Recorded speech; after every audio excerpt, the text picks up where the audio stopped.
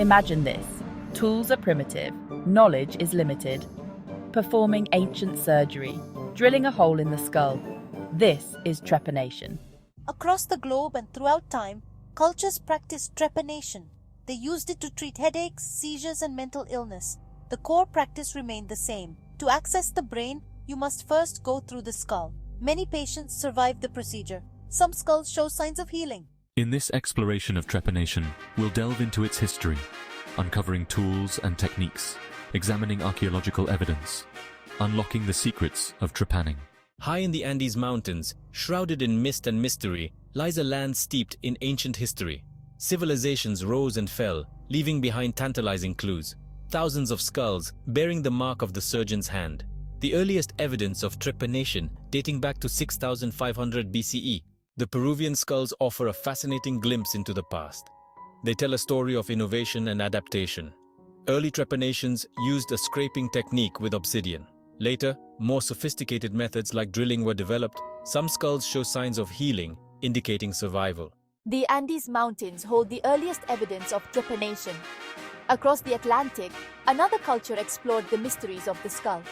The ancient Greeks also practiced trepanation, differing from their Peruvian counterparts. Hippocrates' writings offer a window into ancient Greek medical practices.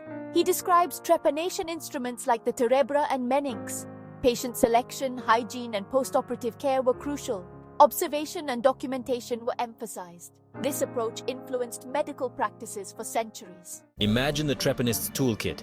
Delicate instruments crafted from nature's bounty, obsidian, volcanic glass sharper than any scalpel, bronze blades honed to a razor's edge, humble gourds for scraping and suction. Tools unearthed worldwide tell a story of ingenuity, instruments of healing, exploring the brain's mysteries. One of the earliest trepanation techniques was scraping. It involved scraping away layers of bone with a sharp-edged instrument. Evidence of this can be seen in the grooves on ancient skulls. As civilizations advanced, so too did their surgical techniques. The Inca developed remarkable proficiency in cranial surgery.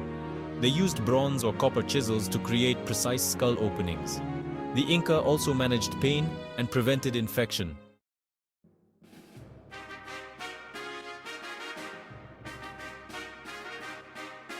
Trepanation tools varied widely, reflecting our ancestors' ingenuity. In ancient Egypt, trepanation used a bow drill. The drill bit was flint or bronze. Other tools included hand drills, rasps, and saws. Each tool left distinctive marks on the skull. Analyzing these marks helps trace trepanation's history. Centuries have passed since trepanation was a common practice. The flickering candlelight has given way to the bright, sterile glare of the modern operating room. Today, the human skull is a landscape charted with precision. The modern neurosurgeon treads a path first carved by early practitioners.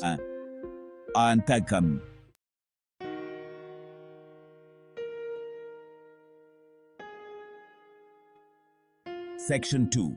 Echoes in the operating room. The echoes of trepanation are not limited to the operating room. Ancient skulls, silent witnesses to our ancestors' practices. Analyzing trepanation holes reveals techniques and survival rates. Studies show surprising skill among ancient trepanists.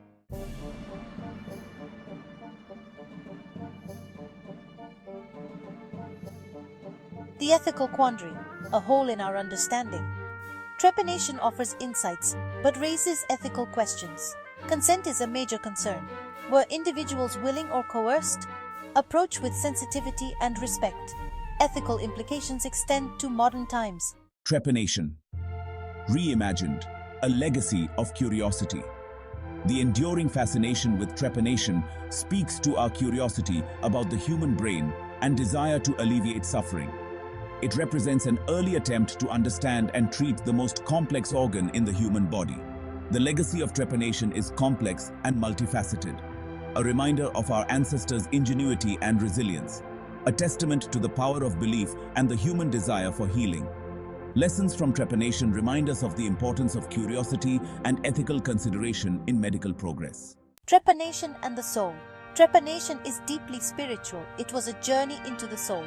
Illness was an imbalance of energies. Trepanation had a spiritual dimension, a ritual to release trapped spirits. In Peru, it involved offerings and prayers. The trepanist was a spiritual intermediary. Cutting the skull had sacred significance.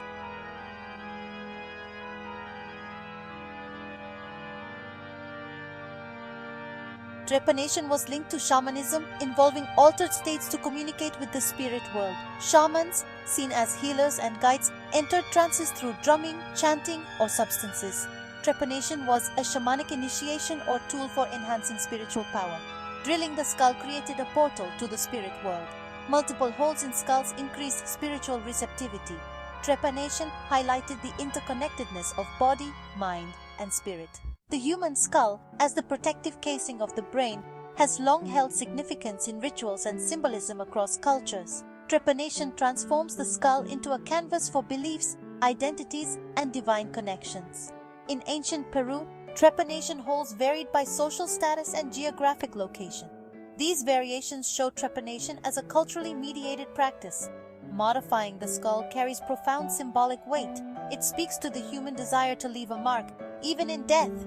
Trepanation becomes a form of self-expression and identity assertion. Decorating trepanned skulls emphasizes their symbolic significance. Skulls were adorned with pigments, shells, beads, transforming them into objects of veneration. Trepanation's shadow, between curiosity and exploitation. Trepanation offers a window into our ancestors' beliefs, but also potential for exploitation.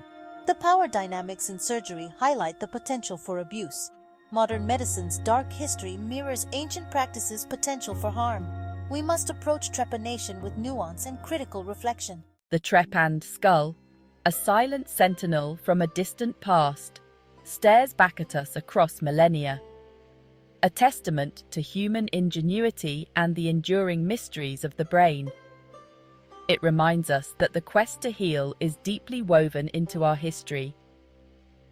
From the Andean highlands to ancient Greece, trepanation evolved across cultures. Born of necessity, shaped by belief, refined through trial and error. To alleviate suffering and bridge the physical and spiritual. A reminder of the long path of medical progress. The enduring power of human curiosity and the interplay of science and culture.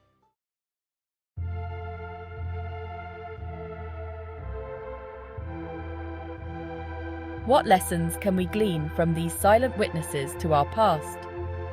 The trepanned skull offers insights into medical humility, ethical reflection, and the human spirit's quest for healing.